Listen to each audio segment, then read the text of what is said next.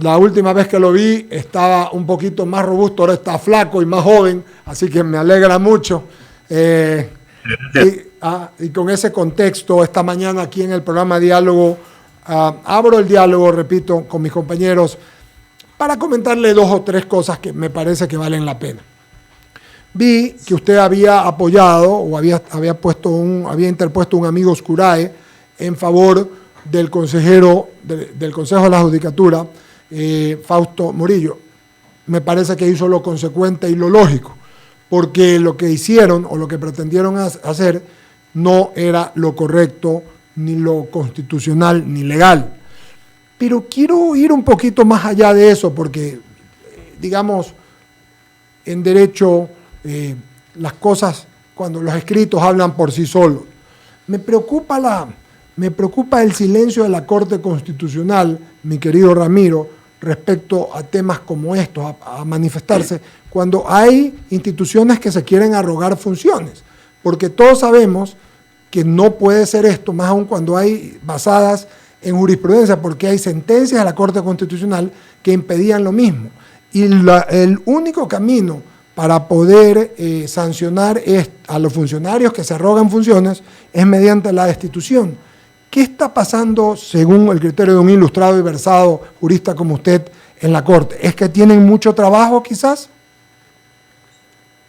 Bueno, primero que nada, muchas gracias por la invitación. Un saludo para todos los oyentes y los televidentes, porque seguramente muchos nos están viendo en vivo, de mi querida Guayaquil, ciudad a la que tanto quiero y a la que con tanto gusto vuelvo siempre.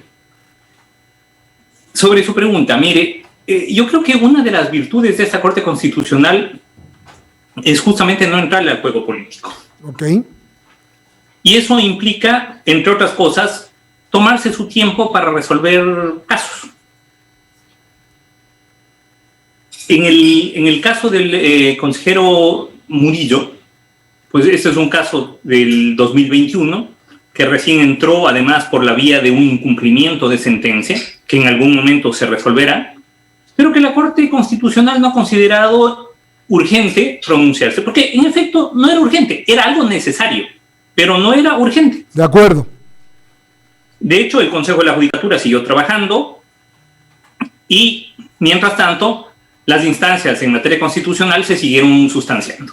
Y bueno, hemos llegado a una solución adecuada, judicial además. Así es. Que no requirió de la Corte Constitucional para que se produzca. Y eso es bueno, porque otra cosa que no podemos, que hay que tratar de evitar, es de convertirle a la Corte Constitucional en una suerte de sheriff, de comisario de Nottingham aquí del país, ¿no? Es decir, el que viene a arreglar todos los temas y que siempre vamos a tener la Corte Constitucional para que arregle temas que deberían ser solucionados por las instancias judiciales, como en efecto pasó ahora.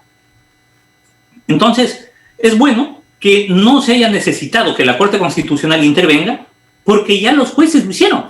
Y de hecho, en apelación se resolvió a favor del señor Murillo, y ya ni siquiera es necesario en este punto que se pronuncie la Corte Constitucional. Así que me parece que ese es un ejercicio de democracia judicial importante, porque la democracia en lo judicial, a diferencia de la democracia en lo electoral, la democracia en lo político, se expresa de otras maneras, y una de las maneras en las que se expresa es en la independencia con la que los factores judiciales operan en relación al resto de funciones del Estado. Así que me parece que en esta parte, pues la justicia hizo sus deberes. Me parece también que es bueno la aclaración, querido Ramiro. Es bueno porque yo decía, es cuestión de tiempo, no tiene tiempo, pero usted le pone un poquito más todavía de lógica, porque efectivamente es una corte que no tiene mentalmente tiempos políticos, sino que hace lo que tiene que hacer en el tiempo y en el espacio. De eso se trata. Y de eso nace la fuente de su legitimidad y su juridicidad. De acuerdo. Cambiemos el tema. Primero quería hablarlo uno y cambiemos el tema y hablemos ahora, Ramiro García, respecto al tema de la Contraloría, del Contralor. ¿Está facultado en su criterio el Contralor para nombrar a su subrogante? Bueno, mientras el Contralor esté en funciones, puede hacerlo. Pero, claro, estamos viviendo un poco un país de locos, porque si ya digamos, difícil tener funcionarios a cargo de órganos de control que estén cuestionados o peor todavía, procesados judicialmente, pero tener a alguien que está administrando desde la cárcel, esto ya no tiene sentido, no tiene ninguna lógica. Y yo creo que ya es hora que los actores políticos, que los diferentes grupos políticos le den a la Contraloría el valor que se merece y resuelvan este tema y pongan las cosas en su lugar, en el lugar que sea, el que sea, pero pongan las cosas en su lugar. Ramiro, no es tiempo, y lo voy a traer o lo voy a retrotraer quizás en el tiempo a un comentario, no es tiempo que se vuelva a pensar en hacer un tribunal de cuentas para no dar esta cantidad o esta forma piramidal de decisiones de la Contraloría, quizás con siete jueces o 7 ministros jueces de Contraloría, no sé, solamente es una... Claro, terminaríamos diluyendo Contraloría y convirtiendo al juzgamiento de cuentas en una parte de la función judicial, como funciona en España, por ejemplo. Claro. En España el Tribunal de Cuentas es un tribunal especializado que tiene por objeto exclusivamente las cuentas públicas y está constituido por jueces. Por cierto, ese sistema lo tuvimos en Ecuador. Sí, lo tuvimos, ¿verdad? Hasta la misión Kemmerer, sí, hasta que vinieron, hasta que se constituyó la Contraloría bajo la fórmula de un órgano extrapoder que no pertenece a ninguno de los poderes del Estado, porque no es del Ejecutivo, no es del Legislativo, no es del Judicial, y que esa independencia pues le da la posibilidad de actuar. Bueno, yo lo que pensaría, por ejemplo, a mí me parecería interesante una fórmula mixta. ¿Por qué tenemos un contralor y por qué no tenemos un tribunal de Contraloría, pero que no necesariamente pertenezca a la función judicial? Bueno. Eso podría ser interesante. Claro. Porque, por ejemplo, porque eso de tener una única autoridad hace que si esa una única autoridad se rompe la pierna y no puede ir, pues resulta que se paraliza la organización. Peor todavía, si es que esa una única autoridad está presa y la subcontralora renuncia y resulta que desde la cárcel tiene que nombrar a su subcontralor. Esto es una cosa de locos. Eso ya es un problema, más allá del tema de CELI o no CELI, ya es un problema estructural que nos muestra una seria deficiencia legislativa en cuanto a la normativa que regula a la Contraloría General del Estado. Sigue Alberto Quintana Vera con... Muchísimas gracias. ¿Cómo le va, Ramiro? Oiga, y alguien nos consultaba, ¿quién audita a los auditores de la Contraloría? Nos lo decían un poco... No, esa es la pregunta que hacía Juvenal, ¿no? Quid custode custodes. ¿Quién custodia a los custodios? Hay una historia de la época de los romanos muy simpática, pues un general romano ya muy, muy viejo decide retirarse porque además se había casado con una chica muy jovencita. Ajá. Entonces, bueno, como él tenía muchas legiones y además mucha experiencia, pues el César, el emperador de turno, le llama y le dice, únete nuevamente con tus legiones. Y él le dice, pero si estoy recién casado y con esta chica que además es como 40 años menor que yo, bueno, igual tienes tu vida. Perfecto. Entonces, uno de los problemas que tenía este general era con quién le deja a su esposa y cómo cuida además la virtud de su esposa mientras él estaba en campaña, mientras él estaba en la guerra. Claro. Entonces le comenta a Juvenal y le dice, oye, ya encontré la solución. He contratado a 2 custodios, a 2 jóvenes que van a estar con ella todo el tiempo vigilando que no haga nada indebido. Y claro, la pregunta de Juvenal era, bueno, quid custodi custodis, ¿no? ¿Y quién custodia a los custodios? Exacto. Y eso un poco estamos llegando acá. ¿Quién controla al contralor?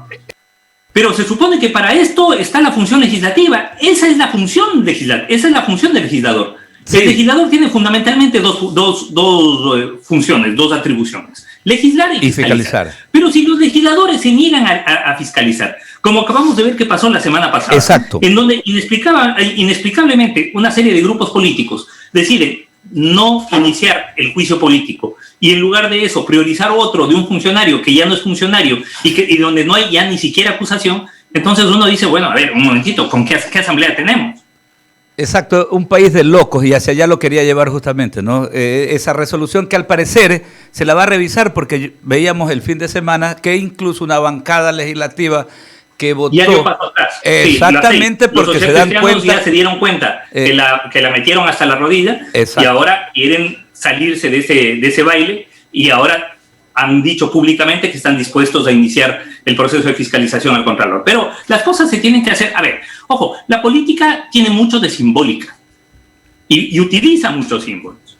Y por eso usted ha visto que los grandes procesos políticos, tanto los positivos como los negativos, han utilizado siempre muchos símbolos, ¿no? O sea, como MacArthur diciendo volveré o Hitler con su esvástica. En ambos casos son símbolos políticos, de dos estructuras diferentes, por supuesto. Acá, el símbolo que nos están dando, el mensaje que nos están mandando es no queremos fiscalizar. Aunque después se tiren para atrás, aunque luego reconozcan el error, pero ¿qué mensaje le estamos dando a la ciudadanía? Y es un mensaje que termina jugando en contra de la propia clase política, porque luego, y justamente por eso, es que asoma por ahí uno que dice yo soy el iluminado, votemos a todos, arrasemos con la institucionalidad, vamos a tener patria a partir de hoy, y claro, y la gente le cree. Exacto. Pero el caldo de cultivo es ese, la falta de credibilidad de los grupos políticos, de las organizaciones políticas, causadas por este tipo de errores de bulto e inexplicables. Claro, y es justamente la reacción ciudadana la que hace que el fin de semana se dé este viraje de posición. Ahora, ¿cuál fue la reacción de la gente? No es que se vaya el Contralor, que se vayan todos. Exactamente. Oiga, y lo quería llevar también... La reacción de algunos legisladores, Fernando Villavicencio, por ejemplo, le decía, señor presidente, convoque a consulta popular y disuelva la asamblea y vamos de nuevo. Es decir, uno de los propios asambleístas está diciendo, vea, esto no funciona. Claro que exacto. Sí. Oiga, y lo quería llevar también al tema que se ubica ahorita pues en lo medular en Quito, el tema del alcalde. Ya informábamos más temprano la decisión de la jueza de la Unidad de Violencia contra la Mujer y la Familia María Belén Domínguez. No alcanzo a entender... Los jueces han hablado, punto. Eso es independencia judicial. Ya, la jueza resolvió, eso está resuelto, y si quieren tirarse abajo lo que dice la jueza, apelen de esa decisión, vayan a la Corte Provincial y peleenla arriba. Pero sí, los jueces han hablado. Uno puede estar a favor o no, porque además hay otra cosa. Sí. Ojo, el hecho de que sea un proceso político, administrativo y que se lleve dentro de un municipio, el que sea, Quito o el que sea, no significa que se puede inobservar las reglas mínimas de debido proceso. Yo advertía en un tuit de ese día, les decía que me va a parecer muy interesante ver cómo justifican que una de las concejalas que actuó sin estar autorizada para ello. Porque resulta que un concejal para actuar tiene que estar autorizado por el principal, y el principal no autorizó. Entonces, solamente eso ya lo invalida. De alguna manera lo optado por el Consejo Metropolitano de Quito. Así que yo creo que ahí uno de los pactos sociales que se tiene que hacer y que tienen que hacer las organizaciones políticas es actúen en derecho, no se pasen las normas por el forro. Eso es lo primero que tienen que hacer. Si quieren dar un poquito de credibilidad, porque si no, ¿qué es lo que pasa? Viene una jueza, cualquiera, la que sea, y les corrige la plana. Y solamente, solo para no salir de tu contexto, el delito no crea derecho, ni tampoco no cumplirlo, no crea derecho. Por más que tengas una causa justa, tienes que actuar en derecho. Claro, lo está diciendo el doctor Ramiro García, pues, o sea, hay que circunscribirse a actuar en derecho. Jaime Velázquez con otras inquietudes para nuestra entrevista. Gracias, Ramiro. La verdad es que quisiera preguntarle sobre si usted cree que existe justicia en el Ecuador, ya que ni la ética, ni los funcionarios públicos, ni los sistemas funcionan. ¿Qué hacer? Vea, ¿usted cree que existe justicia en el mundo? Yo soy profesor en 5 países. 5. Con lo cual ha hecho que tenga que estar, digamos, más o menos enterado de la legislación y de la jurisprudencia de todos esos países. Y ojo, estoy hablando de países que en derecho están bastante más adelante que Ecuador, como Colombia, como Argentina, como España, por ejemplo. Y le puedo decir que todos esos países tienen tribunales que producen también decisiones cuestionables. Pero lo importante es tener jueces y que los jueces puedan resolver. Y luego, que la ciudadanía, a través de los medios de comunicación, de las facultades de derecho, que es fundamental. Acá las facultades de derecho no hacen ninguna forma de contraloría jurídica social, para nada. Que es lo que sí se hace, por ejemplo, en Europa. En Alemania, ¿por qué los jueces se cuidan tanto cuando emiten una resolución? Porque una sentencia puede tener 17 análisis a la semana de 17 universidades diferentes sobre lo que acaban de hacer los jueces. Y claro, cuando las facultades están vigilantes cerca de las decisiones judiciales y se analiza, entonces claro, los jueces se cuidan. Pero cuando ni siquiera nos enteramos de qué se tratan las decisiones de los jueces y terminan siendo una más disparatada que otra, Lo que se produce, como en efecto se ha producido aquí en el Ecuador, es que tengamos 24 ordenamientos jurídicos diferentes, porque resulta que la misma causa se resuelve diferente en Imbabura que en Esmeraldas. Entonces, eso, por ejemplo, es una de las primeras cosas que nosotros como Federación Nacional de Abogados del Ecuador hemos exigido al Consejo de la Judicatura. El que se exija a los órganos judiciales, especialmente a la Corte Nacional de Justicia, resoluciones plenarias que puedan servir como jurisprudencia obligatoria y vinculante, de manera que los jueces inferiores, sea el que sea el juez de Machachi, sea el juez de Nobol, sea el juez de Rocafuerte, el que sea, tenga que actuar igualito. Eso se llama seguridad jurídica. Y eso es fundamental construir. Pero acá lo hacemos a palos, acá lo hacemos a golpes. Aquí queremos, por ejemplo, un funcionario en Quito resulta cesado y va y presenta una acción de protección en el cantón no sé cuantito de la provincia del Oro. Y uno dice, bueno, ¿qué tiene que ver? Ah, no, es que como es funcionario nacional, entonces es territorio nacional. No, así no funciona. Entonces es fundamental darle un poco más de seguridad a la ciudadanía. Mire, y le digo como abogado con 26 años, además de ejercicio muy activo de la profesión, uno entra a la administración de justicia con la misma sensación con la que uno entra un poco a jugarse una partida de blackjack, ¿no? O sea, vamos a ver qué sale. ¿Por qué? Porque no hay esa certeza que debería existir, ¿verdad? De que tal punto de derecho se aplica así en Pichincha, en Guayas, en Manabí, en Azuay y en todas partes. Entonces, eso, por ejemplo, es uno de los temas que afecta muchísimo la credibilidad. Ahora usted me pregunta, ¿existe justicia? Y le voy a decir, bueno, ¿existe justicia en alguna parte? Si es que nos ponemos muy exquisitos, en ningún lado. Pero lo que sí le puedo decir es que existe una administración de justicia que es necesario solidificar. Pero esto no se hace de aquí al jueves. Eso toma mucho tiempo. El daño que se hizo a la administración de justicia entre 2007, más bien dicho, entre 2010 y 2017 es inconmensurable, es terrible.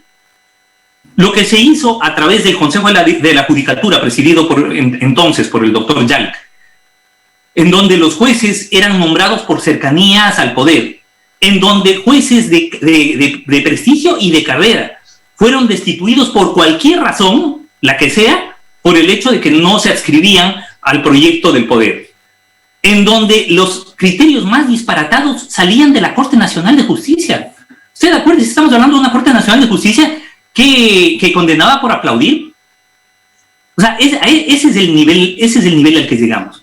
Y claro, eso no se puede arreglar en 2 años, en 3 o en 4. Eso va a tomar mucho tiempo. El Consejo de Participación, presidido por el doctor Trujillo, tomó el toro por los cuernos y lo hizo bien, con errores, por supuesto, como toda obra humana. Sí, cometieron errores, pero sin duda sentaron las bases para una nueva administración de justicia que tenga visos de independencia. Lo primero que debe tener una administración de justicia para ser buena es independiente y para existir, ser independiente. Mire lo que está pasando en Nicaragua. Mire lo que está pasando en Venezuela. Ahí usted no puede decir que tiene jueces. Ahí lo que tienen son operadores del poder. Así es. Que es un poco lo que pasaba entre 2009 y 2017, entre 2010 y 2017, aquí en el Ecuador. Jueces que estaban dispuestos a condenar a una persona por llevar un monigote, pues. Así es. Doctor García, la ventaja de llamarse Ramiro. También se llama Ramiro. Bajo cargos de sedición.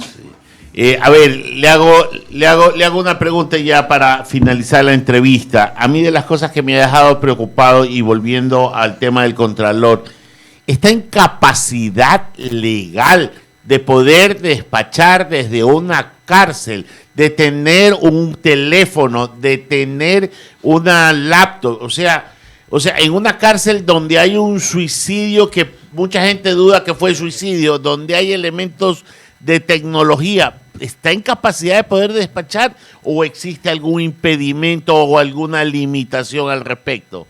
Justamente a eso me refería hace un momento. Tenemos claramente un vacío legal ahí terrible. Y yo como abogado le podría decir que no veo ninguna norma que le impida al Contralor en funciones despachar. Lo ilógico es que sigue en funciones estando preso. Pero eso ya no depende ni siquiera de él, porque claro, o sea, lo lógico sería que renuncie. Mire, la semana pasada acaba de renunciar el ministro de Salud de Inglaterra porque le encontraron cenando con la amante. y consideraron que esto era una falta de respeto a la majestad del cargo. Aquí están presos y siguen despachando. Y no uno, dos. Acuérdense que también tenemos al defensor del pueblo que está ahí de compañero de celda. Y sigue despachando. ¿Por qué hacemos el distingo de una cárcel de otra? Es que es la parte que no me llega a la cabeza. Entramos aquí a la cárcel de Guayaquil. Primero, eso tiene sentido. O sea, no todas las cárceles son iguales. No todas las cárceles implican el mismo nivel de seguridad, por ejemplo. Hay cárceles y eso no aquí en el Ecuador, en todas partes. Obviamente, hay cárceles que son mucho más restrictivas porque tienen elementos mucho más peligrosos, y hay otras, como por ejemplo la cárcel 4 de Quito, que es bastante más relajada, por decirlo de alguna manera, porque se considera que quienes están ahí son de reducida peligrosidad, básicamente por el tipo de delitos que cometen, básicamente son delitos de corrupción, ¿verdad? O delitos de derecho penal económico, pero no son asesinatos, no son violaciones. Entonces, por eso, los niveles de control son mucho menores y los niveles de permisividad también son muchísimo más altos. Ramiro, agradecerle su gentileza y su amabilidad. Lo veré pronto. Seguiremos conversando. Un fuerte abrazo. Gracias por estar en I99, en el programa Diálogo y en I99.